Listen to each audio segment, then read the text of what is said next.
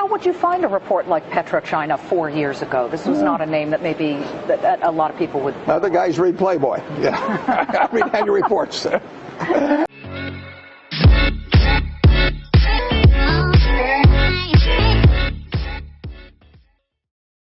can't keep always trying. For the average person who's maybe never bought a stock before, what's your advice about that? You can't constantly sit there and wait and say, oh, it's going to go higher, it's going to go higher. We don't even think about that. What we think about is how much is it selling for, how much do we think it's worth. When we bought it at $35 billion effectively, I felt the company was probably worth at least $100 billion. How did it come to your attention? How do you find a stock like PetroChina? I sit there in my office and I read an annual report, which fortunately was in English, and it described a very good company. And told about the oil reserves, told about the refining, told about the chemicals, everything else. And I sat there and read it, and I thought to myself, this company is worth about $100 billion.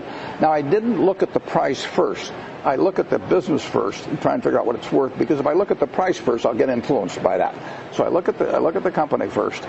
I try to value it, and then I look at the price, and if the price is way less than what I've just valued it at, I'm going to buy it. And how do you value it? Well, that's the trick. Yeah. But it's essentially what I would pay for the whole business if I could buy it. And when we sold the stock, it was valued, we'll say, at probably 250 to 275 billion.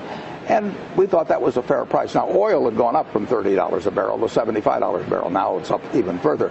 But today, yesterday anyway, I believe PetroChina is the second most highly valued company in the world. Higher than GE, next to Exxon. ExxonMobil. Next to Exxon. Have you sold the entire stake? Yeah, I have. Mm-hmm. I wish I hadn't, but I have. As of when? Well, we sold it over a period of time. Sold it over a period of time. Would you ever buy or sell a stock based on political pressure or no. sort of? So no, the answer is no. People being upset about Darfur had nothing to do with why you sold this stock. The Chinese government owns 88% of PetroChina. They also own control of 29 out of the 30 largest companies in China.